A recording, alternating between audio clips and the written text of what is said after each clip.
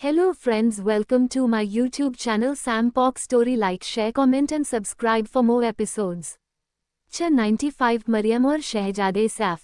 1 जरूर जरूर खान साहब, ये भी कोई पूछने वाली बात है, कहते हुए शहंशाह मुस्कुरा रहे थे और उनकी बातों को सुनकर खान साहब, जो कि इस मुल्क के बहुत ही बड़े बिजनेसमैन थे, अपने बगल में बैठे अपने सुपर हैंडसम बेटे की तरफ देखते हुए बोले, जी जैसा कि आपको मालूम है कि हमारे बेटे सलमान हमारा बिजनेस ज्वाइन कर चुके हैं, तो अब हमारे दिल में उनके शादी के ख्याल आ रहे हैं। लेकिन इस पूरे मुल्क में हमारे स्टेटस का कोई भी घराना नहीं है। लेकिन आपकी शहजादी को देखकर हमें ऐसा लग रहा है कि हमारी तलाश शायद आज खत्म हो जाएगी। उद्धरण चिन्ह शहंशाह, हमारी दहेज दिल से ख्वाहिश है कि क्यों ना आपकी शहजादी हमारे घर की रौनक बने।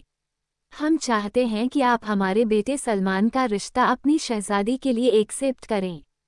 और मिस्टर खान की बात को सुनकर आसपास के सभी लोग हैरान रह गए, खासतौर से मेहर और मरियम। वही शाही खानदान भी पूरी तरह खामोश था। अब शहंशाह आसपास अपनी नज़र घुमाकर मेहर के नाना जान और नानी जान की तरफ देखने लगे। उनके भाइयों के चेहरे पर भी काफ़ी अजीब एक्सप्रेशन थे, जैसे मानो वह लोग कुछ छुपाने की कोशिश कर रहे हो। कि तभी मेहर हड़बड़ाकर तेजी से अपनी आवाज़ निकालते हुए बोली, क्या शादी और हमारी? लेकिन हमारी शादी कैसे हो सकती है? हम तो क्योंकि हमारी शहजादी तो अभी बहुत छोटी है। अभी तो उनके लिखने पढ़ने की उम्र है, खेलने कितने की उम्र है, और वो अभी तो आई है इतने सालों बाद हमारे पास। तो हम इतनी जल्दी उनका निकाह करके उन्हें खुद से दूर कैसे कर सकते हैं? हमने सही कहा ना शहंशाह, कहते हुए मेहर के नाना जान ने जल्दी से बात को संभाल लिया और अपनी आंखों से मेहर को शांत रहने का इशारा किया। वही अपने नाना जान की बात को सुनकर मेहर कन्फ्यूजन से उन्हें देखने लगी। इससे पहले कि वह कुछ समझ पाए कि तभी आसपास बैठे लगभग सभी शाही मेहमान मुस्कुराते हुए बोले, जी वह बात तो सही है वजीर आज़म, हम इस बात को समझते हैं कि आपको अपनी शहजादी के साथ कुछ खास ही अटैचमेंट और हो भी क्यों ना, इतने सालों बाद वह विदेश से पढ़ाई करके जो आई हैं। और जहाँ तक बात है निकाह की, तो माना कि शहजादी की उम्र अभी कम है, तो हमने कौन सा उन्हें अभी शादी करने के लिए कह दिया है? हम तो बस यूं ही अपने दिल की बात कह रहे थे। वैसे हमने सुना है कि शहजादी इतने सालों तक हिंदुस्तान में पढ़ाई कर रही थी, तो अगर आप बुरा ना माने तो क्या हम लोग अपनी शहजादी की कुछ काबिलियत के बारे में जान सकते हैं? भाई, हम लोगों को भी क्यूरियोसिटी है कि हमारी शहजादी कितनी काबिलियत रखती हैं। ब्रुनाई की आवाम ये जानने के लिए डेस्परेट है, क्योंकि वह अपनी शहजादी के बारे में ज़्यादा नहीं जानते। तो शहजादी कहाँ तक पढ़ाई की है आपने? और क्या हम जान सकते हैं कि आपने अपने एजुकेशन के लिए हिंदुस्तान को ही क्यों चुना, जबकि इसके अलावा भी कोई और मुल्क थे जहां आप बेहतर एजुकेशन ले सकती थी? हिंदुस्तान चुनने की कोई खास वजह? कहते हुए मिस्टर खान मेहर की तरफ देखने लगे और उनकी बात को सुनकर मेहर को एक और झटका लगा। वो अपनी हैरान नज़रों से अपने बाबा जानी, दादा जानी और नाना जानी की तरफ देखने लगी, क्योंकि उसे समझ ही नहीं आ रहा था कि आखिर खान साहब क्या कह रहे हैं। मेहर अपनी एजुकेशन के लिए हिंदुस्तान में थी। क्या उन लोगों को यह नहीं पता कि इतने सालों तक मेहर अपनी फैमिली से क्यों दूर थी? दोस्तों, यहाँ सारी बातें ब्रुनेई लैंग्वेज में हो रही थी, जो कि हिंदी और उर्दू से काफ़ी अलग थी, लेकिन यहाँ मेहर की समझ के लिए हिंदी और इंग्लिश ट्रांसलेटर रखा गया था। और इससे पहले कि मेहर आगे कुछ कहती कि तभी मरियम अचानक ही चेहरे पर एटीट्यूड लिए कमर पर हाथ रखकर बोल पड़ी, क्योंकि सारे जहां से अच्छा हिंदुस्तान हमारा। माना कि शहजादी की एजुकेशन के लिए दुनिया में और भी बहुत से मुल्क हैं, लेकिन जो बात हिंदुस्तान की मिट्टी में है वो कहीं और नहीं। वहाँ रिश्ते हैं, संस्कार है, तहजीब है, आज़ादी है, सच है, ईमानदारी है, और सबसे बड़ी बात इंसानियत है। वहाँ रिश्तों में मिलावट नहीं होती, जिसे अपना कहा उसे अंधेरे में नहीं रखा जाता। वहाँ त्याग है, समर्पण है, बच्चों की खुशी के लिए माँ बाप अपना सब कुछ दाव पर लगा देते हैं। वहाँ सेल्फ रिस्पेक्ट है, लेकिन गुरूर नहीं, और झूठी शान तो बिल्कुल नहीं। वहाँ प्यार है, भरोसा है, और सबसे बड़ी बात खुदा के फैसले पर यकीन है कि उन्होंने हमारे लिए जो भी चुना है बेस्ट ही सुना है।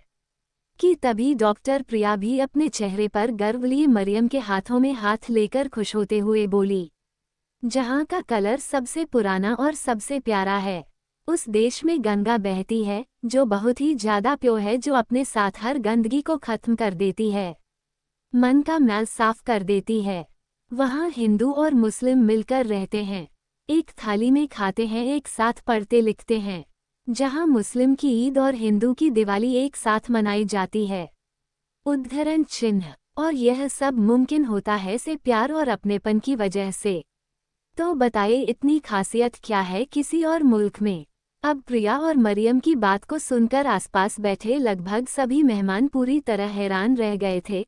पहले तो वह लोग उन दोनों लड़कियों को हैरानी से देख रहे थे, वही शाही खानदान के चेहरे के रंग काले पड़ चुके थे, क्योंकि यह कोई आम फैमिली नहीं बल्कि एक शाही खानदान था, जहां लड़कियों का बोलना तो दूर वह नजरें उठाकर भी नहीं देख पाती थी। जहां अब तक उनके शहजादे भी खामोश है, वहीं ये दोनों लड़कियां अपनी जुबान चला रही थी।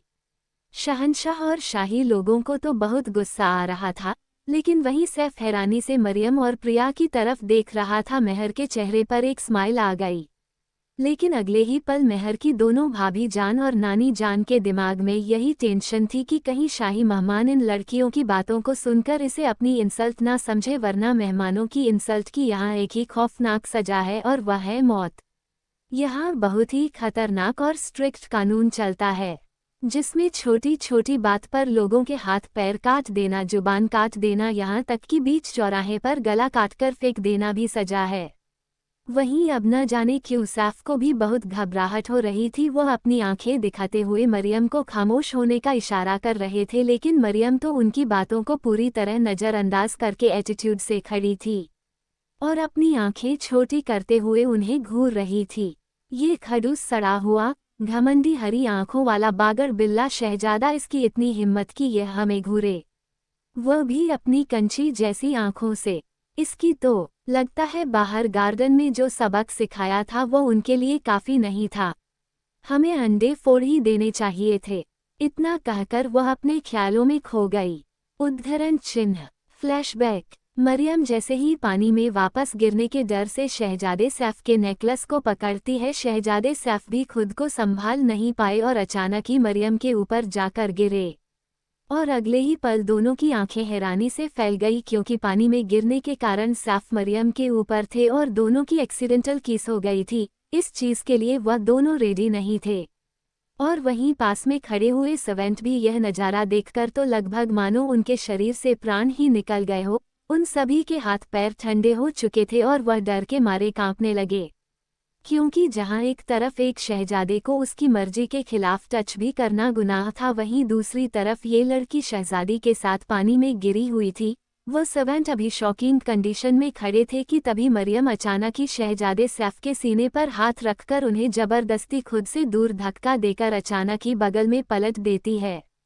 शहजादे सैफ, जो कि हैंडसम और मस्कुलर बॉडी के सरताज थे, लेकिन फिर भी वह इस कंडीशन में थे कि अचानक की मरियम के धक्का देने से वह बगल में जाकर गिरे और अब वह पानी में नीचे की तरफ थे।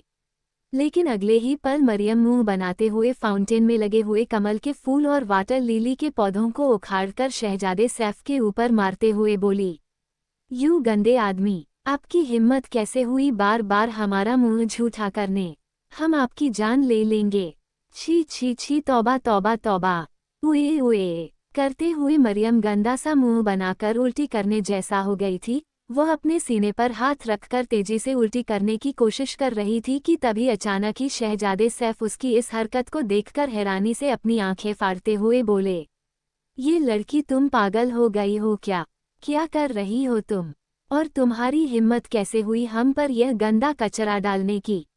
उद्धरण चिन्ह। हिम्मत हिम्मत की तो आप बात ही मत कीजिए। उद्धरण चिन्ह डॉट। छी, पहले ये बताए आपकी हिम्मत कैसे हुई बार बार हमारा मुंह झूठा करने की? आपने हमारे होठों को अपने गंदे गंदे होठों से छुआ कैसे हैं? और पहले तो ये बताए आपने ब्रश किया था या नहीं? अगर नहीं किया होगा तो हमें तो इन्फेक्शन हो जाएगा और फिर हम बीमार हो जाएंगे और फिर हमें बड़े बड़े इंजेक्शन लगेंगे। या अल्लाह, नहीं नहीं, हम ऐसा नहीं चाहते। अरे आप चुप क्यों हैं, बताइए आप दिन में कितनी बार ब्रश करते हैं? या अल्लाह, कोई है, पानी लेकर आओ, हमारा मुंह धुलवाओ। इस गंदे आदमी ने हमारा मुंह उठा कर दिया। इतना कहकर मरियम मुंह बनाते हुए उस पानी से निकलने की कोशिश कर रही थी कि अगले ही पल शहजादे सैफ को ये समझ में आया कि मरियम उन्हें गंदा कह रही है, जिसे समझने के बाद तो उनका पारा ही गुस्से से हाई होने लगा था। उन्होंने अगले ही पल मरियम को उसके कंधे से पकड़कर लगभग अपनी तरफ खींचते हुए दांत पीसकर कहा, क्या क्या क्या क्या क्या क्या कहा तुमने? हमने तुम्हारा मुंह झूठा किया, हम गंदे हैं। अरे लड़की, तुम्हारी हिम्मत भी कैसे हुई हमारे साथ यह बकवास करने की? हम तुम्हें गंदे नजर आते हैं? आंखें खराब है तुम्हारी? जाकर इलाज करवाओ इनका, वरना अभी के अभी हम इन्हें अपने हाथों से नोचकर इनके साथ गोलियां खेलेंगे।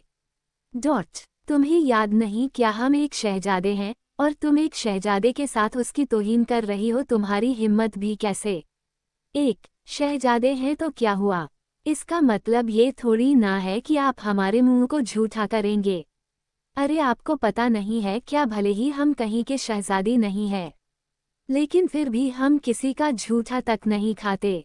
अम्मी जान भी खिलाती है, कहती है कि झूठा खाने से प्यार बढ़ता है, लेकिन हमने आज तक नहीं खाया चुटकी का झूठा भी नहीं, और आप हमें बिना कुछ खिलाए यूं ही हमारे मुंह को झूठा कर रहे हैं। यह नहीं चलेगा हमारे सामने, समझे? जाइए, जाकर ब्रश कीजिए, हम भी जा रहे हैं। इतना कहकर मरियम मुंह बनाते हुए वहां से जाने को हुई कि तभी उसकी बात को सुनकर शहजादे सैफ पूरी तरह हैरान थे। वह अगले ही पल एक झटके में मरियम को पलटकर अपने नीचे कर लेते हैं और उसके ऊपर उसके चेहरे के बिल्कुल करीब झुककर उसकी आंखों में आंखें डालकर बोले, क्या कहा तुमने? मुंह झूठा? तुम्हें लगता है हम तुम्हारे मुंह को झूठा कर रहे हैं? क्या तुम्हें पता नहीं है अभी अभी हमारे बीच जो हुआ उसे क्या कहते हैं? ज्यादा भोली बनने की जरूरत नहीं है, तुम्हारी हिम्मत कैसे हुई हमें किस करने की? सब जानते हैं हम तुम जैसी लड़कियां, हम जैसे श्रद्धा दो को अपने हुस्न के जाल में फंसाना चाहती हैं, लेकिन हम भी कोई मामूली इंसान नहीं है जो तुम्हारे इन छोटी हरकतों के चक्कर में आ जाएं। हमारे सामने तुम्हारा यह नाटक किसी काम का नहीं है, समझी? और यह सुनकर मरियम, जो कि शहजादे सैफ के नीचे दबी हुई थी, दोनों के चेहरे एक दूसरे के बहुत करीब थे। पहले तो वह शहजादे सैफ को अपनी इतनी करीब देखकर थोड़ी हैरान हुई, लेकिन उनकी बातों को सुनकर वह गुस्से से दांत पीसते हुए, क्या कहा नाटक? और हम भला हम नाटक क्यों करेंगे? अरे होंगे आप बड़े वाले तो शहजादे अपने घर के, लेकिन इसका मतलब यह नहीं कि हर लड़की आपके आगे पीछे घूमती है। दूसरों का तो पता नहीं, पर हम तो नहीं घूमते। और यह जाल में फंसाना क्या है? आप कोई मछली है जो हम आप पर जाल डालेंगे? और यह किस किस क्या लगा रखा है?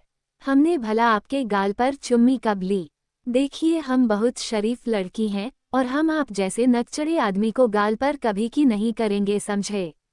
अब हटिए, मुंह झूठा करके रख दिया हमारा, आपके मुंह से बदबू आ रही है, बड़े आए शहजादे बनने वाले। इतना कहकर मरियम एक फिर शहजादे को खुद से दूर करने की कोशिश कर रही थी कि तभी शहजादे गुस्से में दांत पीसते हुए अचानक ही मरियम की आंखों में आंखें डालकर घूरते हुए बोले, क्या कहा? हमारे मुंह से बदबू आ रही है? तुम्हारी इतनी हिम्मत, लगता है तुम ऐसे नहीं मानोगी, बदबू आ रही है ना हमारे मुंह से तो ठीक है। इतना कहकर शहजादे सैफ ने जबरदस्ती मरियम के होठों पर एक बार फिर होठ रख दिए और उसे काफी फोसली किस करने लगे। और उनकी इस हरकत पर तो मरियम एक बार फिर हैरान थी। वही बाकी सभी सर्वेंट एक बार फिर घबराकर जल्दी से अपना चेहरा दूसरी तरफ कर लेते हैं, और वहां से तुरंत ही 9-2-11 हो गए। उन सभी को तो समझ नहीं आ रहा था उनकी शहजादे को हो क्या गया है, आखिर वह इस लड़की को किस क्यों कर है। लेकिन इन दोनों की कंडीशन को देखकर वह दोनों काफी रोमांटिक लग रहे थे। मरियम फाउंटेन के पानी में नीचे थी और शहजादे सैफ उसके ऊपर, और उसे काफी पैशनेट किस कर रहे थे। इसके साथ ही वो गुस्से में उसके होठों को तेजी से बीते कर रहे थे।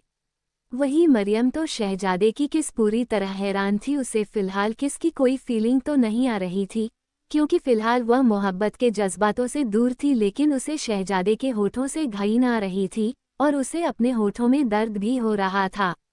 वही शहजादे सैफ, जो कि पहले काफी वाइल्ड किस कर रहे थे, लेकिन धीरे धीरे मरियम के होठों को चूमते हुए ना जाने उनके दिल में कैसे जज्बात आने लगे। उन्हें मरियम को किस करना बहुत अच्छा लग रहा था। धीरे धीरे वह ऐसे एंजॉय करने लगे। देखते ही देखते 10 मिनट का वक्त बीत गया। मरियम को अब सांस लेने में तकलीफ हो रही थी क्योंकि शहजादे सैफ अभी भी मरियम के होठों को अपने होठों से आज़ाद नहीं करते। मरियम लगातार उन्हें खुद से दूर करने की कोशिश कर रही थी जिसमें वह अपना कामयाब थी। उसे अपने होठों में दर्द हो रहा था क्योंकि शहजादे सैफ ने उसे बहुत पैशनेट किस किया था कि तभी अगले ही पल मरियम काफ़ी गुस्से में सैफ के होठों पर बहुत ही जोर से बाइट करती है। वो उनके होठों को लगभग बुरी तरह चल गई थी जिसके कारण उनके होठों से खून बहने लगा था। आ की आवाज़ के साथ शहजादे ने तुरंत मरियम के होठों को छोड़ा और गुस्से से उसे घूरते हुए चिल्ला कर बोले, बेवकूफ़ लड़की, यह क्या किया तुमने, तुम्हारी इतनी हिम्मत। और इससे पहले कि शहजादे सैफ आगे कुछ कहते हैं, मरियम खींचकर एक लात उनके प्राइवेट पार्ट पर मारती है जिसके लिए शहजादे बिल्कुल भी रेडी नहीं थे। वह अगले ही पल अपने प्राइवेट पार्ट को संभालते हुए दर्द से तड़पकर मरियम से दूर हुए और जैसे ही उनकी पकड़ मरियम पर ढीली हुई, मरियम एक झटके में उठकर पानी से बाहर निकली। फाउंटेन में लगे हुए वाटर लिली और कमल के पौधों को शहजादे सैफ के ऊपर मारते हुए चिल्लाकर बोली, 11 देखा हमारे अंदर कितनी हिम्मत है।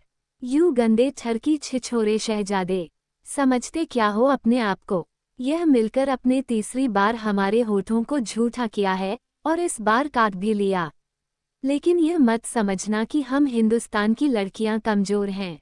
अभी तो सिर्फ आपकी चिड़िया उड़ाई है। अगली बार अगर हमसे पंगा लिया ना तो आपके अंडे भी फोड़ देंगे। याद रखना, मरियम खान नाम है हमारा। हुए है बड़े आए। इतना कहकर मरियम अपने गीले बालों को झटकते हुए बड़े ही स्टाइल के साथ वहां से निकल गई और शहजादे सैफ तो हैरान नज़रों से दर्द से तड़पते हुए उसे देखते ही रह गए। वह दांत पीसते हुए मरियम को 100 गालियां दे रहे थे। एक, यह पागल लड़की, इसकी इतनी हिम्मत, इसे तो हम छोड़ेंगे नहीं।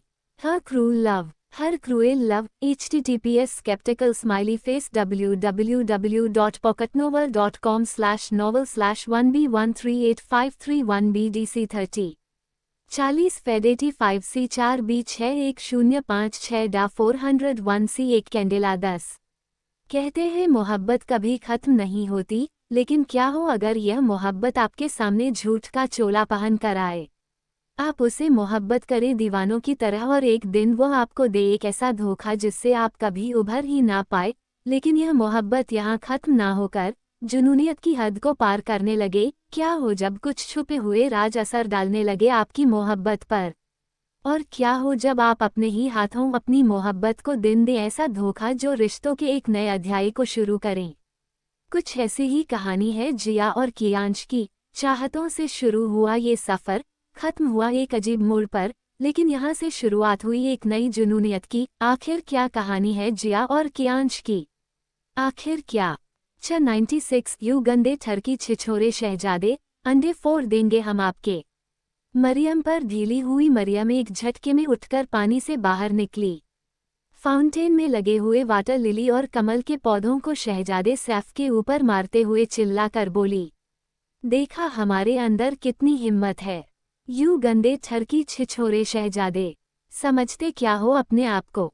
यह मिलकर अपने तीसरी बार हमारे होठों को झूठा किया है और इस बार काट भी लिया। लेकिन यह मत समझना कि हम हिंदुस्तान की लड़कियां कमज़ोर हैं। अभी तो सिर्फ आपकी चिड़िया उड़ाई है।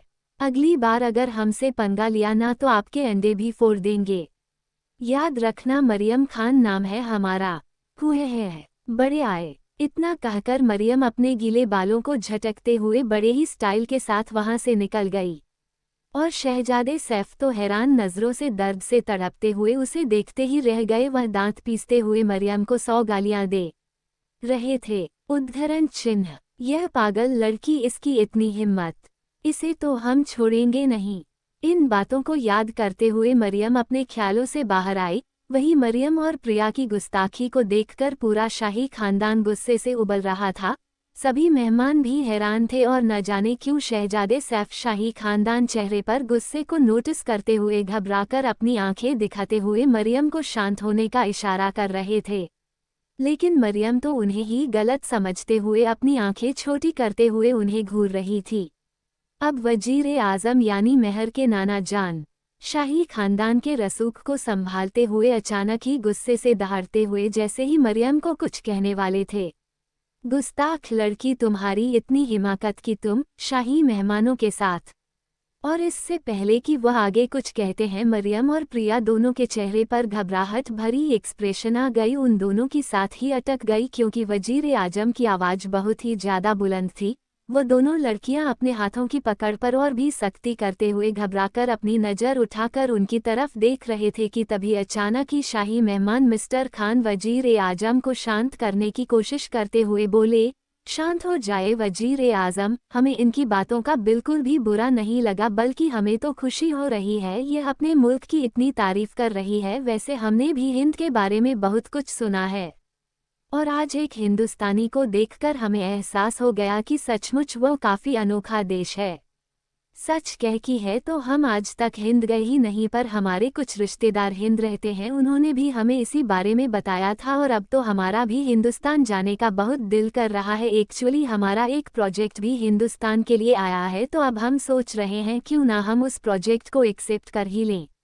इसमें गुस्सा की वाली कोई बात नहीं है, प्लीज़ शांत हो जाइए। और शाही मेहमान मिस्टर खान की बात को सुनकर बाकी सभी मेहमान भी उनकी हाँ में हाँ मिलाते हैं। लेकिन वही कुछ लोग ऐसे थे जिन्हें मरियम और प्रिया का बीच में बोलना अच्छा नहीं लगा था, क्योंकि यह ब्रुनेई के कानून के खिलाफ था, जहां एक तरफ मिस्टर खान के सपोर्ट के कारण मरियम और प्रिया एक ठंडी सांस लेते हैं, वहीं मेहर भी बहुत घबराई हुई थी। वह भी थोड़ी खामोश हुई, लेकिन शहजादे सैफ ना जाने क्यों उनके चेहरे पर अभी भी परेशानी भरे एक्सप्रेशन थे। वह धीरे से अपना सर झटक कर ठंडी सांस लेते हुए अपने आप से बोले, ये बेवकूफ़ लड़की से क्या ज़रूरत थी सभी के सामने जुबान खोलने की। अपने मुल्क के बारे में तो इतना कुछ जानती है, काश हमारे मुल्क के बारे में भी जान लेती। खैर कोई बात नहीं, लगता है अब बहुत जल्द इसका सामना असली शाही खानदान से होगा। चलो अच्छा ही है, हमें भी इससे बदला लेना ही था, देखते हैं अब इसका क्या हाल होता है। उद्धरण चिन्ह, शायद बाकी गुलामी की तरह इसकी जुबान पीस के हलक से निकाल दी जाए।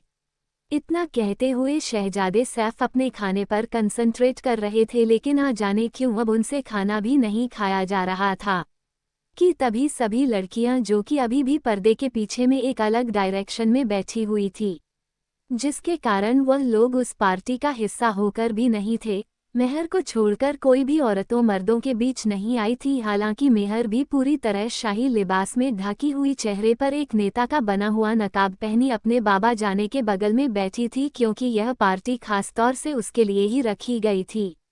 लेकिन इसके बावजूद किसी भी मेहमान को मेहर के खूबसूरत हरी आंखों के अलावा कुछ भी नजर नहीं आ रहा था।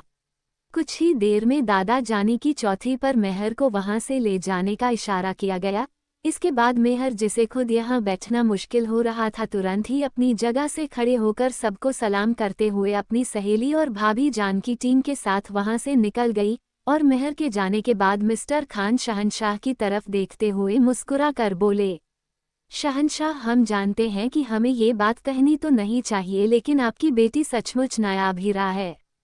हालांकि हम तो चाहते थे कि हम उन्हें अपने घर की इज्जत बनाएं, लेकिन अब जैसा कि आप कह रहे हैं कि शहजादी फिलहाल पढ़ाई करना चाहती है और उनकी उम्र कम है, तो हम सोच रहे थे कि क्यों ना उन्हें हमारे मुल्क के सबसे बड़े और काबिल कॉलेज में एडमिशन दिलवा दिया जाए। प्लीज़ हमें गलत मत समझिएगा, वैसे भी शहजादी को पढ़ाई लिखाई तो करनी ही है और हमारे बेटे उस कॉलेज में अपनी पढ़ाई के साथ साथ हमारे बिजनेस को भी संभालते हैं, तो हम सोच रहे थे कि क्यों ना अगर शहजादी उसे कॉलेज में जाएंगे तो उन्हें दोस्त बनाने के लिए ज़्यादा टेंशन नहीं लेनी पड़ेगी। वह हमारे लोगों से मिलेंगी, यहाँ की भाषा सीखेगी और धीरे धीरे हमारे बेटे को भी समझने लगेंगी। वैसे भी आप हमारी जनशीन जिगर के टुकड़े हमारे बेटे सलमान को तो बहुत अच्छे से जानते हैं, तो आपसे रिक्वेस्ट है शहंशाह, एक बार इस बारे में सोचिएगा। इतना कहकर मिस्टर खान उन लोगों से विदा लेकर वहां से चले गए। वहीं शाही खानदान मेहर के बाबा जानी शहंशाह, दादा जानी और मेहर के भाई जान और वजीर आजम खुद मिस्टर खान की बात पर सोचने लगे। और अब वजीर आजम नहीं शहंशाह को कुछ ऐसी बातें कहीं जिसे सुनकर शहंशाह अपने बाबा जानी की तरफ देखकर चेहरे पर एक इविल स्माइल लाते हैं, लेकिन नई जान के चेहरे पर एक परेशानी भरे एक्सप्रेशन थे। और वही मेहर अपने कमरे में मरियम को डांट लगा रही थी, क्योंकि वह जहां तक इस शाही खानदान को समझ पाई थी उसे यह समझ में आने लगा था कि यहाँ हिंदुस्तान की तरह आज़ादी नहीं है और मरियम की ज़रा सी कोई चूक उसे बड़ी मुसीबत में डाल सकती थी। वही मरियम चुपचाप बच्चों की तरह मुंह बनाकर मेहर की डांट सुन रही थी। हालांकि उस गलती तो कुछ नहीं हुई थी, लेकिन कहीं ना कहीं यहाँ के लोगों की मेंटालिटी को वह भी समझ रही थी। कि तभी मरियम ने मेहर की तरफ देखते हुए कहा, बस कर मेहर, क्या सिर्फ मुझे डांटती ही रहेगी? अरे माना कि हम लोगों से गलती हो गई, हालांकि हमने गलती तो कुछ नहीं की थी, बस मिस्टर खान ने पूछा तो हमने जवाब दे दिया। और अपने मुल्क की तारीफ करना कौन सा गुनाह होता है, ज़रा ये भी तो बता। खैर, तुम्हारा ये घमंडी शाही खानदान ये सब नहीं समझेगा, लेकिन तू तो हिंदुस्तान की है ना, तू तो समझती है। चल वह सब छोड़ और यह बता यार, हम लोग जब से यहाँ आए हैं सिर्फ यहाँ के रूल्स को फॉलो कर रहे हैं, लेकिन तुझे नहीं लगता कि यहाँ कुछ अजीब है? मेरा मतलब तू शादीशुदा है, ये बात तो यहाँ सब लोग जानते हैं, फिर भी जब मिस्टर खान ने तेरी शादी की बात की, तेरी फैमिली ने साफ साफ उन लोगों को क्यों नहीं बताया कि तू शादीशुदा है? बहाना क्यों बनाया? वैसे भी आज नहीं तो कल सभी लोगों को सच तो पता चल ही जाएगा। कहीं ऐसा तो नहीं कि तेरी फैमिली कुछ और ही खिचड़ी पका रही है जिसके बारे में तुझे पता ही नहीं?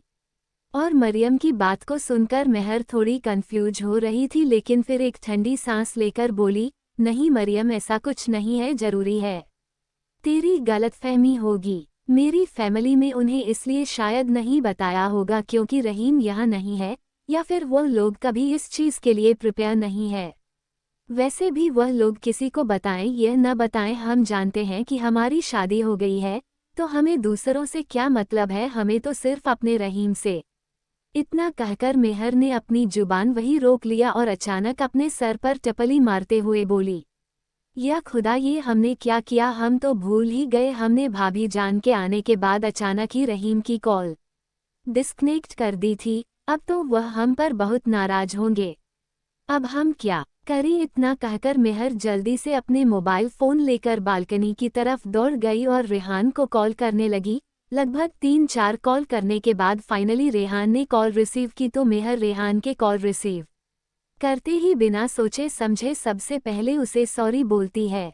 उद्धरण चिन्ह 11। आई एम सॉरी हब्बी वहम।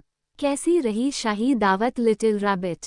तुमने एंजॉय किया? रेहान के सवाल पर मेहर थोड़ी हैरान हुई और कंफ्यूज होते हुए बोली, आपको कैसे पता रहीम कि हम शाही दावत में? मेरा मतलब हमने तो आपको इस बारे में कुछ नहीं बताया था। तो फिर? रेहान के चेहरे पर एक तिरछी मुस्कान आ गई।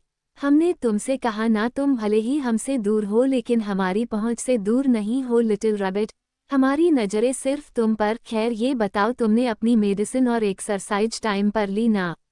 याद रखना, चाहे कुछ भी हो जाए, तुम्हें अपनी आंखों से आंसू नहीं बहाने हैं। और हाँ खबरदार, जो किसी भी मर्द के करीब जाने की कोशिश की, हमसे बुरा कोई नहीं होगा। आई बात समझ में? मर्द के करीब? लेकिन हम क्यों जाएंगे हब्बी, हम तो शशिश जितना कहा है उतना सुनो। अच्छा ये बताओ, हमारी याद आती है, हमारे ख्वाब आते हैं, और हमारी कपकेक वह कैसे हैं? उन्हें ज़्यादा स्ट्रेस तो नहीं हुआ? और रेहान की शरारत भरी बातों को सुनकर अगले ही पल मेहर का चेहरा शर्म से लाल होने लगा था। उसने चेहरे पर हल्की सी मुस्कान ली, अपनी नज़र झुका लिए और खुद ही अपने नाखून को चबाने लगी, क्योंकि रेहान अब उसके साथ छेड़छाड़ वाली नौटी बातें कर रहा था, जिसका जवाब मेहर चाहकर भी दे ही नहीं पा रही थी। वही मरियम ने जब देखा कि मेहर अपने रहीम से बात कर रही है, तो वह समझदारी दिखाते हुए मुस्कुराकर एक एप्पल खाते हुए मटकते हुए वहां से निकल गई। हालांकि उसने खाना तो पार्टी में ही खा लिया था। अब वो मेहर के कमरे से निकलकर कॉरिडोर से होते हुए वहां से जा रही थी कि तभी अगले ही पल आया की आवाज के साथ उसके मुंह से चीख निकली और अचानक उसने खुद को हवा में महसूस किया। उसे कुछ भी दिखाई नहीं दे रहा था, ना ही उसे कुछ समझ में आ रहा था। उसने महसूस किया कि उसका दम घुट रहा है और अगले ही पल धड़ाम की आवाज के साथ वह जमीन पर गिरी। उसे महसूस हुआ कि उसके कमर पर चोट लग गई। वह अपनी कमर सहलाते हुए वह बनाकर चिल्लाकर बोली, ये माँ कौन है बदतमीज, कमर तोड़ दी हमारी, आहे। एक वहीं दूसरी तरफ हिंदुस्तान में आज सनम अपने मंगेतर अमन के साथ एक न्यू म्यूजिक सीरीज के लॉन्चिंग पार्टी में गई हुई थी। ये पार्टी एक बहुत ही खूबसूरत होटल में रखी गई थी, जहां कहीं उभरते हुए कलाकारों के साथ कुछ मीडिया रिपोर्टर, म्यूजिक कंपनी के कुछ ओनर और एम्प्लॉय के साथ कुछ गेस्ट थे। यहाँ पर सेंटर ऑफ अट्रैक्शन अमन ही था और सनम जो भी उसकी फ्रेंड बनाकर उसके साथ आई हुई थी, उसे यह पार्टी बिल्कुल भी अच्छी नहीं लग रही थी, क्योंकि अमन उसे यहाँ लाकर सिर्फ एक फ्रेंड की तरह इंट्रोड्यूस करवा रहा था। इसके साथ ही वो कई लड़कियों के साथ चिपक कर गले मिल रहा था, उनके गालों पर किस करते हुए हाय हेलो कर रहा था। हालांकि सनम भी एक हाई क्लास फैमिली से थी, उसके लिए ये सब नया नहीं था, लेकिन अमन जिस तरह लड़कियों से मिल रहा था उसे देखकर उसे काफी अजीब लग रहा था। अमन तो इस पार्टी को एंजॉय करने में इतना अंधा हो गया था कि भले ही वह सनम को अपने साथ लेकर आया था, लेकिन सनम अब एक कोना पर खड़े हाथों में जूस का ग्लास लिए हुए चेहरे पर झूठी मुस्कान के साथ सिर्फ आसपास के लोगों को देख रही थी। वही अमन एक के बाद एक मीडिया रिपोर्टर को अपना इंटरव्यू दे रहा था, म्यूजिक कंपनी के ओनर और सेलिब्रिटी से मिल रहा था। उसका ध्यान सनम की तरफ से बिल्कुल हट चुका था, जिसके कारण सनम अभी इस पार्टी का हिस्सा होते हुए भी बिल्कुल अकेली थी कि तभी वहां एक लड़की जिसने one piece black knee length hot gown midi पहन रखी थी, जिसके कंधे पर पतली पतली स्ट्रिप थी, आगे और पीछे से ड्रेस काफी ज्यादा डीप नेक वाली थी, हाथों में रेड वाइन का ग्लास लिए, चेहरे पर 2.5 किलो मेकअप लगा हुआ, होठों पर रेड लिपस्टिक, पैरों में ब्लैक हाई हील सैंडल, खुले लंबे काले घने रेशमी बाल जिसे उसने हल्का कर्ल करके अपनी एक कंधे पर रखा हुआ था।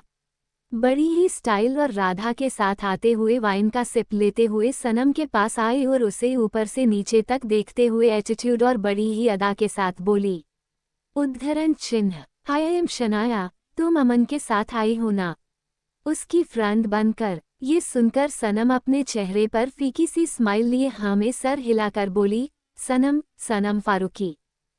इतना कहकर वह बस यूं ही उसे लड़की से हैंडशेक करती है कि तभी वह लड़की सनम के हाथों पर अपने अंगूठे को कुछ अजीब तरीके से मलते हुए डीप वॉइस में बोली, जानती हूँ कि तुम अमन की किस टाइप की दोस्त हो, क्योंकि यहाँ आधी से ज्यादा लड़कियां अमन की स्पेशल फ्रेंड ही है। स्पेशल फ्रेंड का मतलब तो समझती होगी ना तुम? ऑफ कोर्स समझती होगी, इतनी बेवकूफ भी नहीं हो, आफ्टर ऑल तुम भी तो उसकी। कहते हुए उस लड़की के चेहरे पर अजीब सी स्माइल थी और उसकी बात को सुनकर सनम उसे कंफ्यूज नजरों से देखते हुए बोली, कहने का क्या मतलब है तुम्हारा, साफ साफ कहो। उद्धरण चिन्ह, साफ साफ ही कह रही हूँ, जरा अपनी नज़र घुमाओ आप और ध्यान से देखो, क्या तुम्हें आसपास की इन लड़कियों के साथ अमन की सिर्फ फ्रेंडशिप नजर आ रही है? मैं जानती हूँ तुम्हारी उसके साथ एंगेजमेंट हुई है, क्योंकि अमन मेरी बहुत करीब है और मुझसे कुछ नहीं छुपाता, कुछ भी नहीं। लेकिन मुझे लगता है एक मंगेतर होने के नाते तुम्हारा अमन के पसंद नापसंद और ज़रूरत के बारे में पता होना चाहिए। उद्धरण चिन्ह, ये नंबर है, ठीक 5 मिनट बाद इस कमरे में आओ, तुम्हें सब पता चल जाएगा, जो भी तुम्हारे दिमाग में डाउट है सब क्लियर हो जाएंगे। इतना कहकर वह लड़की स्माइल करते हुए वहां से चली गई और उसकी बात को सनम बिल्कुल समझ ही नहीं पाई थी। वह हैरानी से अपने हाथ में उसे लड़की का दिया हुआ रूम नंबर टोकन देख रही थी। दरअसल ये होटल इतना ज़्यादा हाई क्लास था कि यहाँ बिना रूम नंबर टोकन के कोई भी इंटर नहीं कर सकता था, लिफ्ट के दरवाजे ही नहीं खुलते। यहाँ सभी रूम की तरफ जाने वाले लिफ्ट में जाने के लिए या तो कमरे का एक्सेस कार्ड होना चाहिए था या फिर स्पेशल टोकन, जो कि वह लड़की सनम को देखकर गई थी। ये होटल इसलिए भी फेमस था क्योंकि यहाँ अक्सर सेलिब्रिटी आते थे और उनकी प्राइवेसी का यहाँ ख्याल रखा जाता था। सनम का पहला जाने का दिल तो नहीं किया, लेकिन फिर ना जाने क्या सोचकर वह अपने कदम उसे फ्लो की तरफ बढ़ा देती है जहाँ का टोकन उस लड़की ने उसे दिया, और कुछ ही देर में वह रूम नंबर 305 के सामने आई। और अगले ही पल उसके पैरों तले जमीन निकल गई। तो दोस्तों, आखिर ऐसा क्या देखा सनम ने, और मरियम को किसने किडनैप किया? क्या है शाही खानदान की चाल और कैसे बचेगी मेहर अपनों के ही बुने हुए जाल से? 2 आखिर रेहान क्या समझाना चाहता है मेहर को, और क्या मकसद है उसका मेहर को ब्रुनेई में छोड़ने का? आखिर क्या है मेहर की बीमारी का इलाज? सभी सवालों के जवाब मिलेंगे आपको, बस बने रहिए कहानी में। Her cruel love, her cruel love. https skeptical smiley face www.pocketnovel.com/novel/1b1385331bdc30 40 फेडेटी 5C4B6105 डा 401C1 कैंडेला 10। कहते हैं मोहब्बत कभी खत्म नहीं होती, लेकिन क्या हो अगर यह मोहब्बत आपके सामने झूठ का चोला पहन कर आए? आप उसे मोहब्बत करें दीवानों की तरह, और एक दिन वो आपको दे एक ऐसा धोखा जिससे आप कभी उभर ही ना पाए। लेकिन यह मोहब्बत यहाँ खत्म ना होकर जुनूनियत की हद को पार करने लगे। क्या हो जब कुछ छुपे हुए राज असर डालने लगे आपकी मोहब्बत पर? और क्या हो जब आप अपने ही हाथों अपनी मोहब्बत को दिन दे ऐसा धोखा जो रिश्तों के एक नए अध्याय को शुरू करें? कुछ ऐसी ही कहानी है जिया और कियांश की। चाहतों से शुरू हुआ ये सफ़र खत्म हुआ एक अजीब मोड़ पर, लेकिन यहाँ से शुरुआत हुई एक नई। 97 सनम के साथ बदतमीजी, योजक चिन्ह, और उसकी बात को सनम बिल्कुल समझ ही नहीं पाई थी। वह हैरानी से अपने हाथ में उसे लड़की का दिया हुआ रूम नंबर टोकन देख रही थी। दरअसल ये होटल इतना ज़्यादा हाई क्लास था कि यहाँ बिना रूम नंबर टोकन के कोई भी इंटर नहीं कर सकता था। लिफ्ट के दरवाजे ही नहीं खुलते। यहाँ सभी रूम की तरफ जाने वाले लिफ्ट में जाने के लिए या तो कमरे का एक्सेस कार्ड होना चाहिए था या फिर स्पेशल टोकन, जो कि वह लड़की सनम को देखकर गई थी। ये होटल इसलिए भी फेमस था क्योंकि यहाँ अक्सर सेलिब्रिटी आते थे और उनकी प्राइवेसी का यहाँ ख्याल रखा जाता था। सनम का पहले जाने का दिल तो नहीं किया, लेकिन फिर ना जाने क्या सोचकर वह अपने कदम उस फ्लो की तरफ बढ़ा देती है जहां का टोकन उस लड़की ने उसे दिया, और कुछ ही देर में वह रूम नंबर 305 के सामने आई।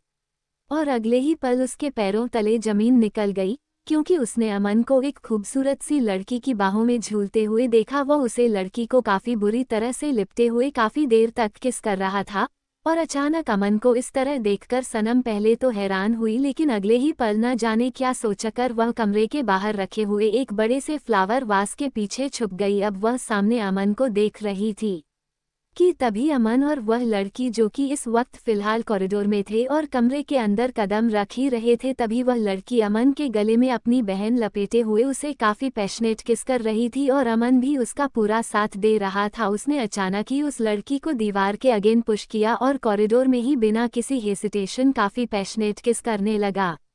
और कुछ देर बाद उसने उसे लड़की के होठों को अपने होठों से आज़ाद करते हुए उसकी आंखों में इंटेंस नज़रों से देखते हुए कहा, बेबी अब अंदर चलते हैं, अगर किसी रिपोर्टर की नज़र पड़ गई तो प्रॉब्लम हो जाएगी। वैसे आज मेरा बहुत मूड है, मैं अपना मजा खराब नहीं करना चाहता। अमन की मदहोश बातों को सुनकर वह लड़की, जिसने इस वक्त थाईलैंड शॉर्ट ड्रेस पहन रखी थी, जिसमें वह बहुत ही ज़्यादा हॉट लग रही थी, अमन के गले में यूं ही अपनी बाहें लपेटे हुए काफ़ी अदा के साथ बोली, ऑफ कोर्स अमन बेबी, यह भी कोई पूछने वाली बात है, मैं तो कब से तुम्हारी होने के लिए बेताब हूँ। लेकिन एक बात बताओ, मुझे समझ नहीं आ रहा, वह लड़की जो तुम्हारे साथ पार्टी में आई है, जिसे तुम सबको अपनी दोस्त कहकर इंट्रोड्यूस करवा रहे हो, मैंने सुना कि वह तुम्हारी मंगेतर है और तुम उससे शादी करने वाले हो। फिर तुम यहाँ मेरे साथ, आई मीन क्या बात है, वह तुम्हें सेटिस्फाई नहीं करती क्या?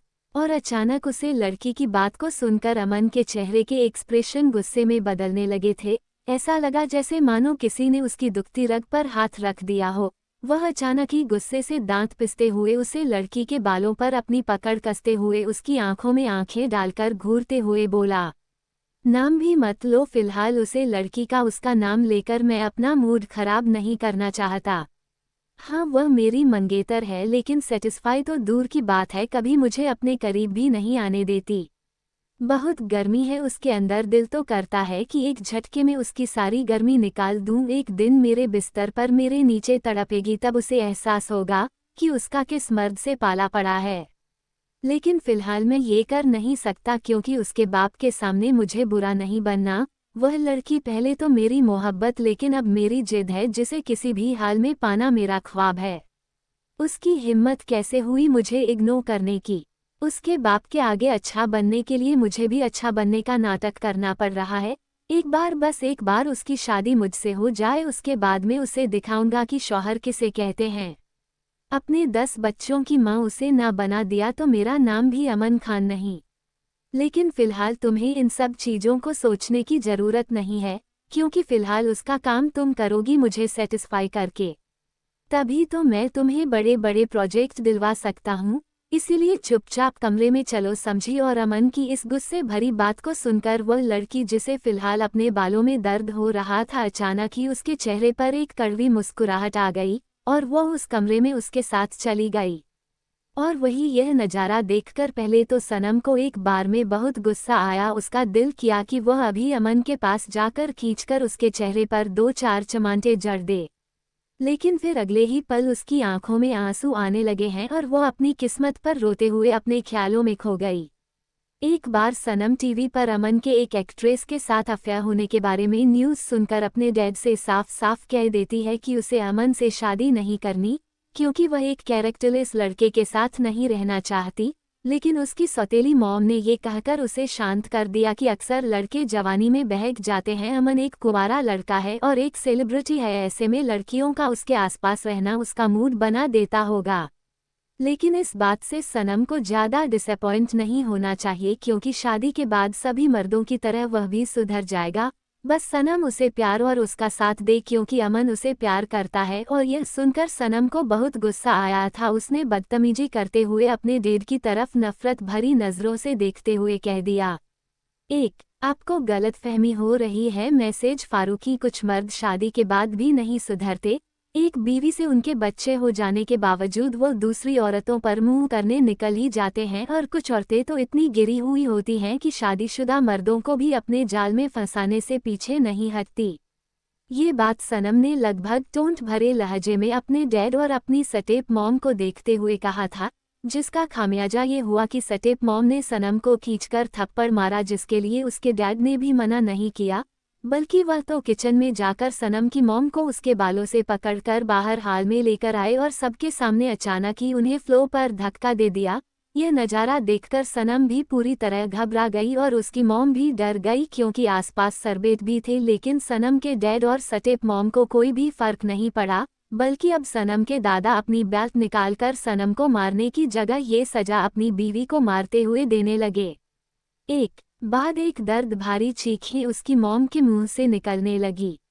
आ अपनी मॉम को दर्द से तड़पते हुए देखकर सनम उन्हें बचाने के लिए वहां से भागी। तभी सटेप मॉम ने उसका हाथ पकड़ लिया और दांत पीसते हुए गुरूर भरी आवाज में कहा, जब जानती हो कि तुम्हारी बदतमीजियों की सजा तुम्हारी मॉम को मिलती है तो तुम्हें अपनी जुबान सोच समझकर खोलनी चाहिए।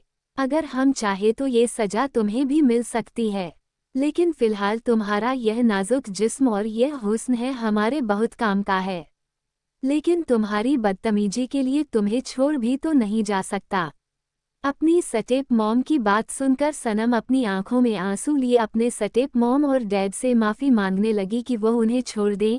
और फाइनली आधे घंटे बेल्ट की पिटाई के बाद उसकी मॉम का बदन लहूलुहान हो चुका था। वह लगभग अधमरी हालत में फ्लोर पर पड़ी हुई थी। उन्हें बचाने वाला कोई नहीं था। सर्वेंट भी उन लोगों की बेबसी को देखकर अपना सर झुकाकर अपने काम में लग गए, क्योंकि यह तो अक्सर इस घर का हाल था। वही फाइनल जब सनम के डैड उसकी अम्मी जान को मारते हुए थक गए, तब जाकर उन्होंने अपनी बेल्ट फ्लोर पर पटकते हुए गुस्से से दांत पीस कर कहा, आज के बाद फालतू बकवास करने से पहले एक बार फिर सोच लेना, वरना अगली बार तुम्हें माफ़ी मांगने का भी मौका नहीं मिलेगा। और एक बात कान खोलकर सुन लो, अगर तुम्हारी किसी भी बेवकूफ़ी के कारण अमन ने तुमसे शादी नहीं की और उसके बिजनेस का सपोर्ट हमारे बिजनेस को नहीं मिला, तो हम तुम्हारी शादी अपने बिजनेस पार्टनर शाहिद खान से करवा देंगे। याद रखना, समझाओ अपनी बेटी को, दिमाग ठंडा रखें। इतना कहकर सनम के डैड गुस्से से वहां से चले गए थे और अब दोनों माँ बेटी फ्लोर पर बैठे हुए रो रही थी। अब सनम को अपनी किस्मत पर रोना आ रहा था, क्योंकि शाहिद खान एक 42 ईयर्स का अधेड़ उम्र का आदमी था, जिसकी पहले ही 3 बीवियां थीं और वह काफ़ी दिनों से सनम के पीछे पड़ा हुआ था। लेकिन उसके डैड ने ये कहकर फिलहाल उसे टाल दिया था कि सनम की शादी अमन से सेट हो चुकी है, और क्योंकि अमन की फैमिली ज़्यादा रिच थी इसलिए उसके डैड को अमन ही ठीक लग रहा था अपनी बेटी के लिए। और अब इन बातों को याद करते हुए सनम अपनी किस्मत पर रो रही थी, क्योंकि उसका बर्बाद होना तो पूरी तरह तय था, चाहे वह अमन के हाथों बर्बाद हो या शाहिद खान के हाथों। ऐसा नहीं था कि सनम बहुत कमज़ोर लड़की थी, बल्कि वह एक बहुत ही मजबूत पर्सनैलिटी वाली थोड़ी टॉमबॉय कैरेक्टर की लड़की थी। उसे लड़कों में ज़्यादा इंटरेस्ट नहीं था, क्योंकि मर्दों के साथ उसका अच्छा एक्सपीरियंस नहीं था।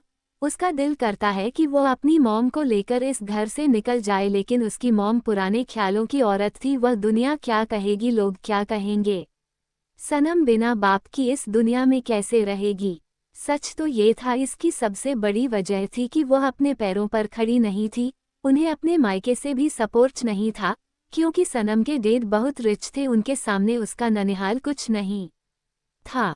सनम के मॉम डैड की शादी सिर्फ पारिवारिक रिश्तों के कारण हुई थी, बाकी उन लोगों का स्टेटस मैच नहीं करता था, और ना ही सनम के डैड उनकी मॉम से प्यार करते थे, और यही कारण था उन्होंने अपनी जिंदगी में दूसरी औरत को जगह दी। और अब सनम उनके लिए सिर्फ एक बोझ है, और अब प्रॉफिट का रास्ता, और सनम अपनी मॉम को इस नर्क में छोड़कर नहीं जा सकती थी, क्योंकि अगर वह ऐसा करती तो उसकी मॉम पक्का खुद को खत्म कर लेती, क्योंकि उनके पास दुनिया को फेस करने की हिम्मत नहीं थी, और सटेप मॉम उन्हें जीने नहीं देती।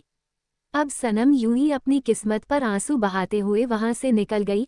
रोते हुए वह वहां से जा रही थी और अपने आप को तसल्ली देने की कोशिश कर रही थी कि वह भी तो अमन से प्यार नहीं करती, इसलिए उनके रिश्ते में प्यार हो, लॉयल्टी हो या ना हो, क्या फर्क पड़ता है। वैसे भी उसकी जिंदगी एक तमाशा और सौदा ही तो है। सनम बस यूं ही रोते हुए पार्टी हॉल से बाहर चली गई, और क्योंकि वह अमन के साथ उसकी गाड़ी में आई थी, वह पैदल ही सड़क की तरफ चली गई। सनम, जो कि इस वक्त एक ब्लैक कलर की one piece knee length party wear dress में थी, जो कि सीक्वेंस से बना हुआ था, एक हाथ में हैंड पर्स और मोबाइल, पैरों में हाई हील सैंडल, कंधे तक ब्लैक और थोड़े ब्लॉन्ड हाइलाइटेड बाल, उसके खूबसूरत फिगर पर यह ड्रेस बहुत ही खूबसूरत लग रही थी।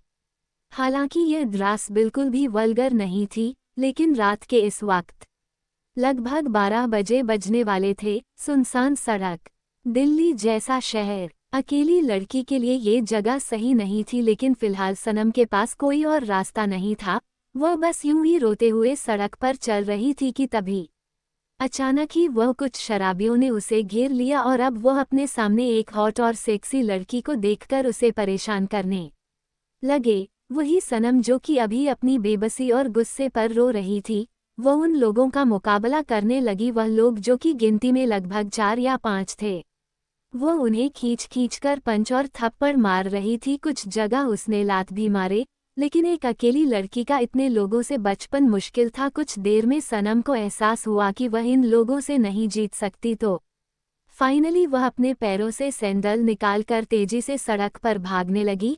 क्योंकि उसकी सैंडल पेंसिल हील थी, वह भागने के लिए कंफर्टेबल बिल्कुल नहीं थी। और अब सनम आगे आगे सड़क पर यूं ही दौड़ रही थी, और वह गुंडे, जिनमें ईगो को फिलहाल सनम हट कर चुकी थी, वो उसके पीछे पीछे दौड़ रहे थे। सनम सड़क पर दौड़ रही थी, आती जाती गाड़ियां उसे देख रही थी, लेकिन फिलहाल हाईवे की इस जगह पर कोई भी उसकी हेल्प करने के लिए नहीं रुका, क्योंकि उन सभी गुंडों के हाथों में गन, चाकू और भी कुछ वेपन्स थे। कि तभी अचानक ही सनम दौड़ते हुए किसी गाड़ी से टकराए और धड़ाम से जमीन पर गिर गई, लेकिन इससे पहले वह गाड़ी उसे ज्यादा नुकसान पहुंचाती, अचानक की गाड़ी के ड्राइवर ने ब्रेक लगा दिया। वही सनम, जो कि सड़क पर गिरी हुई अपने घुटनों और हाथों को देख रही थी। अचानक ही वह गुंडे उसे घेर कर चारों तरफ से खड़े हो गए और अपने चेहरे पर गंदी सी स्माइल लिए उसे ऊपर से नीचे तक लस्ट भरी नजरों से देखते हुए बोले, तो बहुत हिम्मत है तुझ में, क्या सोचा था हमसे बचकर निकल जाएगी? प्यार से हमारी बात मान जाती तो तुझे ज्यादा तकलीफ नहीं होती, लेकिन अब हा हा हा हा हा।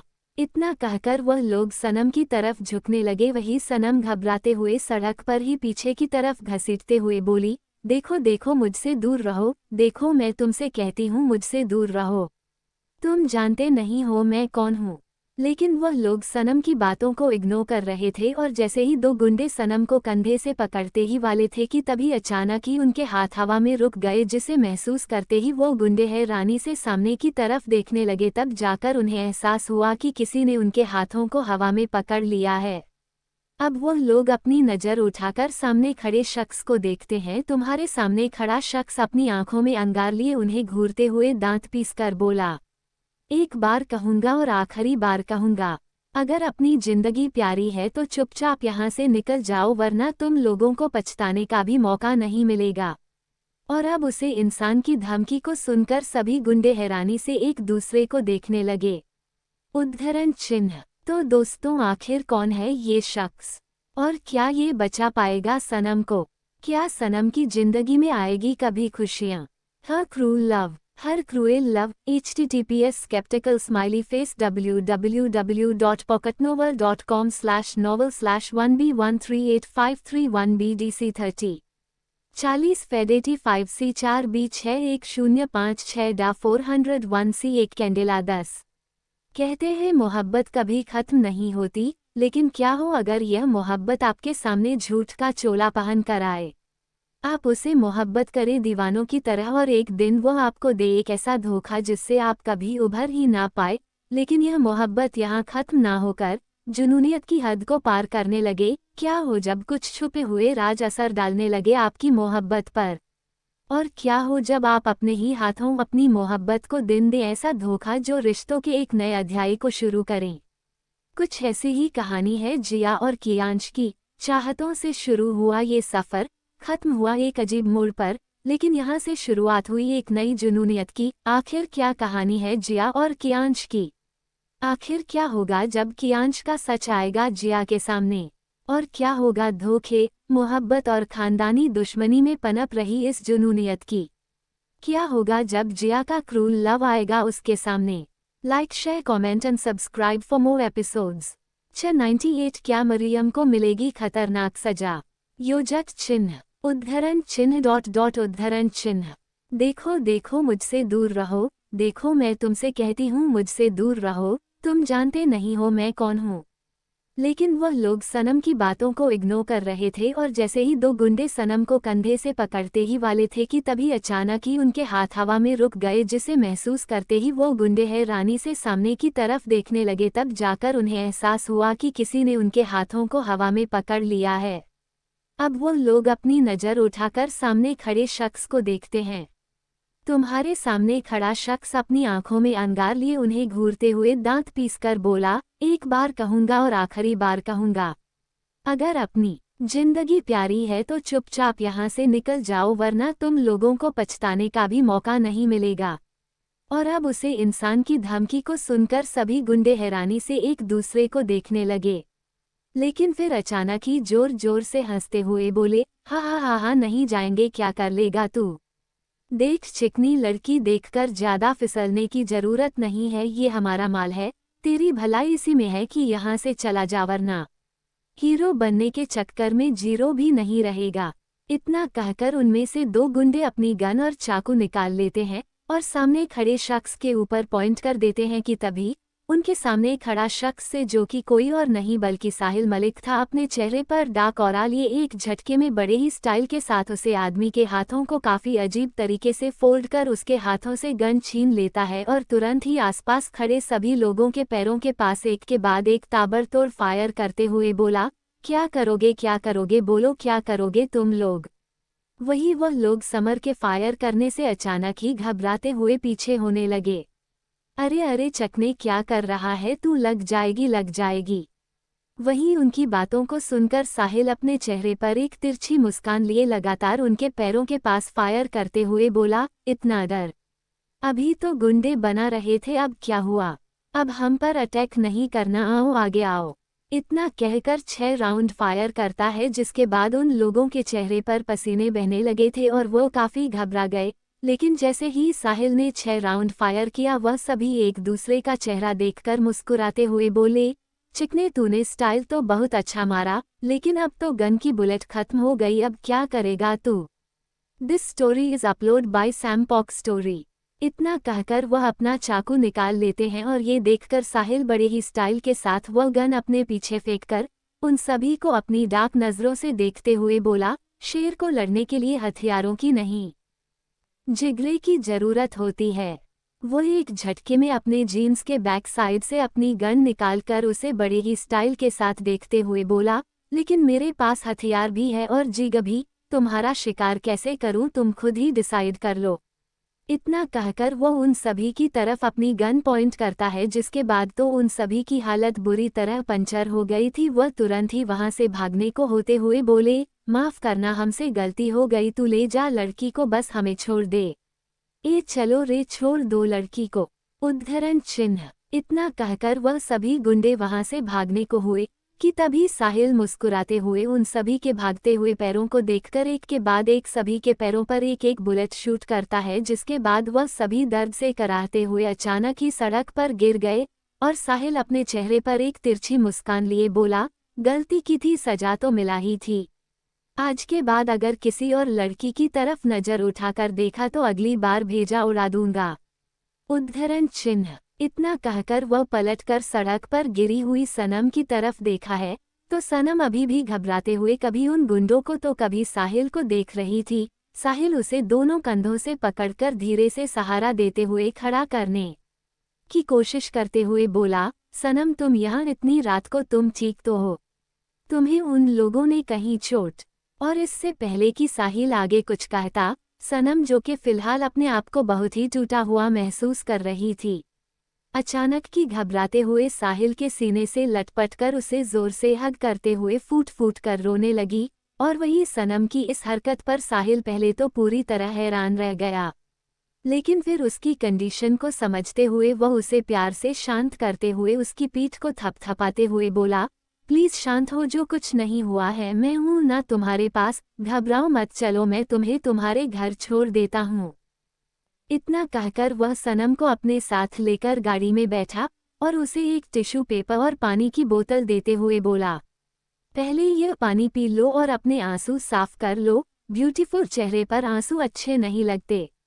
साहिल की इस बात पर सनम उसे हैरानी से देखने लगी तो साहिल अपने चेहरे पर प्यारी सी स्माइल लिए उसके बिखरे हुए बालों को उसके कानों के पीछे करने लगा ताकि उसका चेहरा कुछ हद तक रिलैक्स हो सके।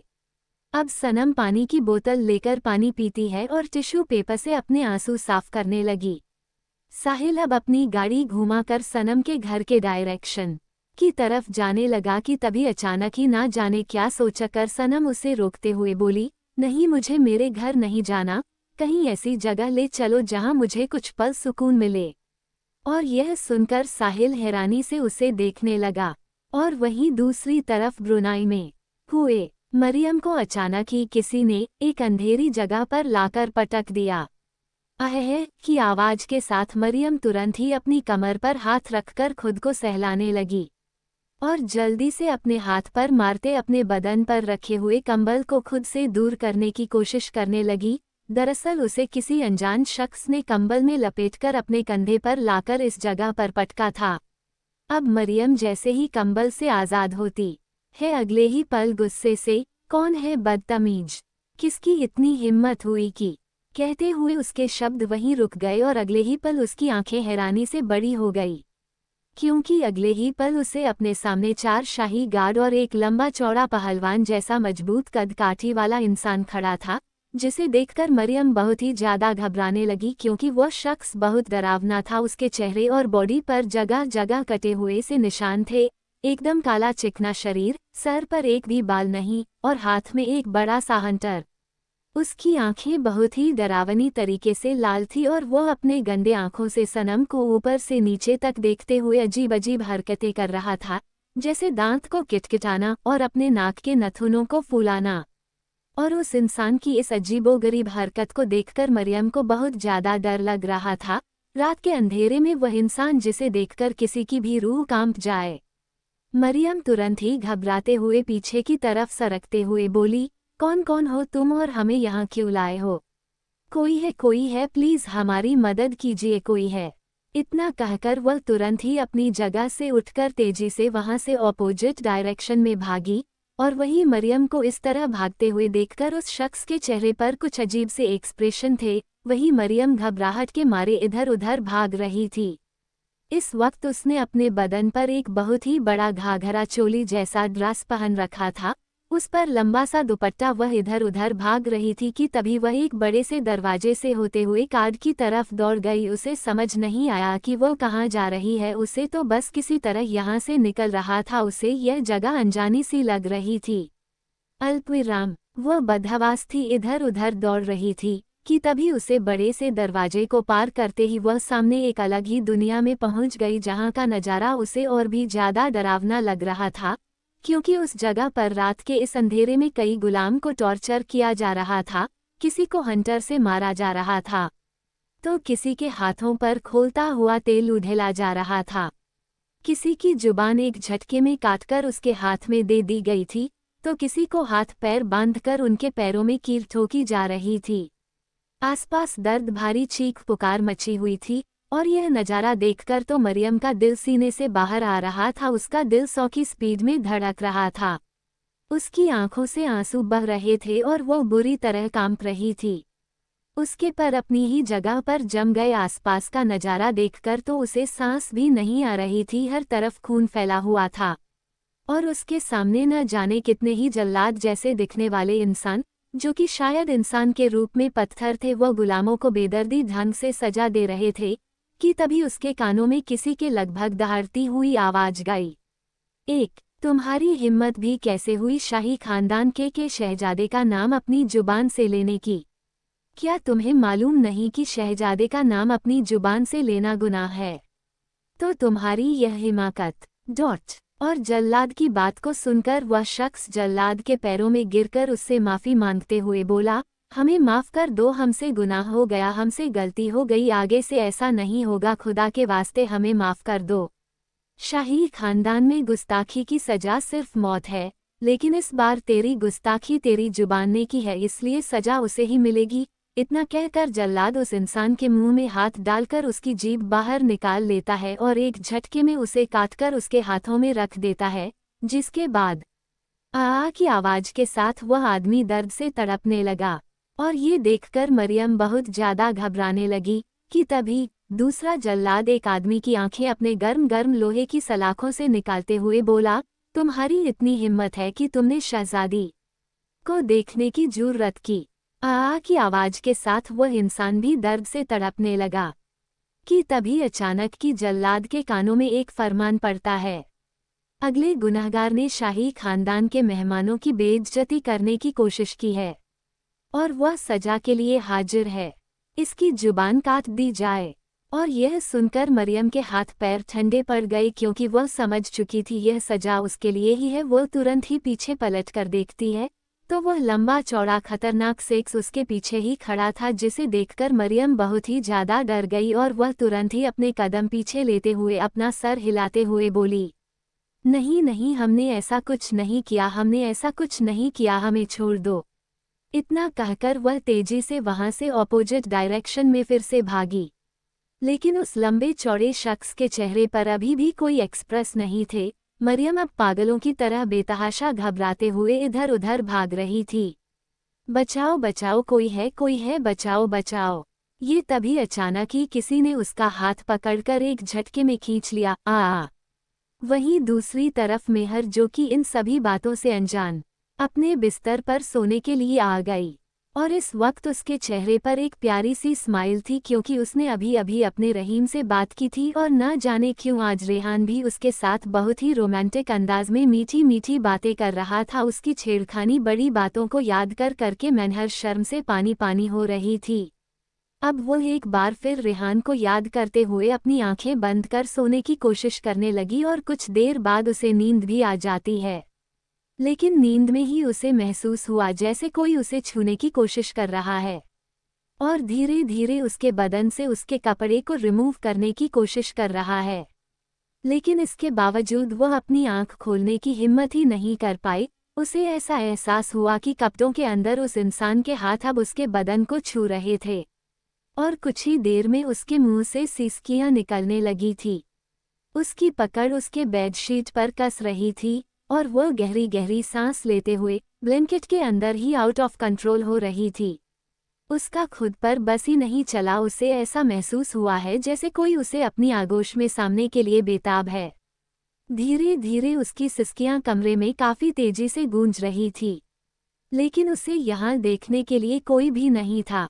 हैरानी वाली बात ये थी कि वह इन चीजों को एंजॉय कर रही थी। उसे यह एहसास बिल्कुल भी अनकंफर्टेबल नहीं लग रहा था। उसे ऐसा महसूस हुआ जैसे कोई उसके सीने को काफी तेजी से शक कर रहा है, उसे चूम रहा है और अपने हाथों से उसके हर एक नाजुक जिस्म को छू रहा है। उसके माथे से पसीना बहने लगा था। आहे हब्बी आहे। और लगभग 20 मिनट बाद वह एक लंबी सीसक के साथ अचानक की बिस्तर पर ढीली पड़ गई। वही लगभग 5 मिनट बाद वह अपने होश में आए और एक झटके में उठकर बिस्तर पर बैठ गई।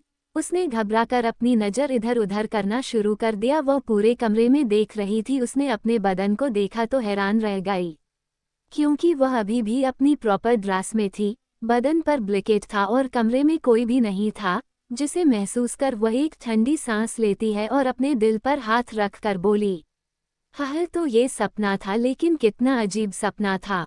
ऐसा लगा जैसे वह हमें छू रहे हैं। बिल्कुल वही एहसास। लगता है हम पागल हो गए हैं।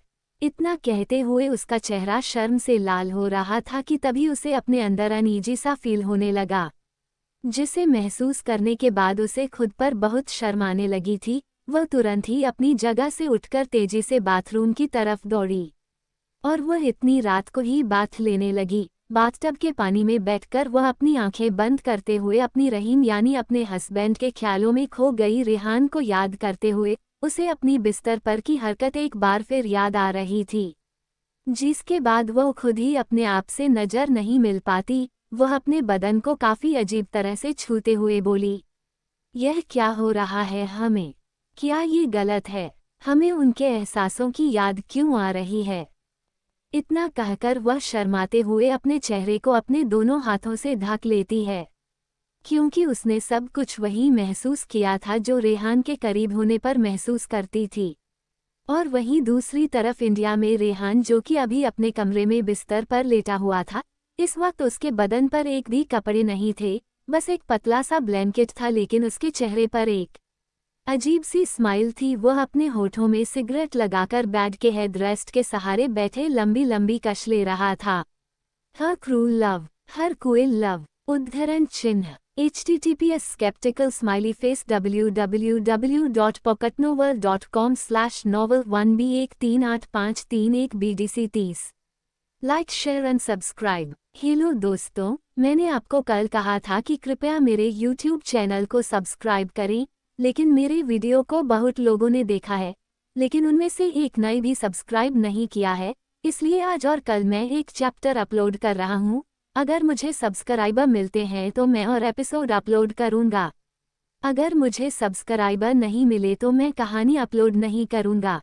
धन्यवाद। और यदि आप नई कहानियाँ चाहते हैं तो आप मेरा YouTube चैनल देख सकते हैं। मैंने 3 नई कहानियाँ शुरू की हैं। 1 माई डेविल अमीर पति देव, 2 जबरदस्ती वाला प्यार, 3 माई वाल्कोनो wifey. Like share comment and subscribe to my YouTube channel for more episodes.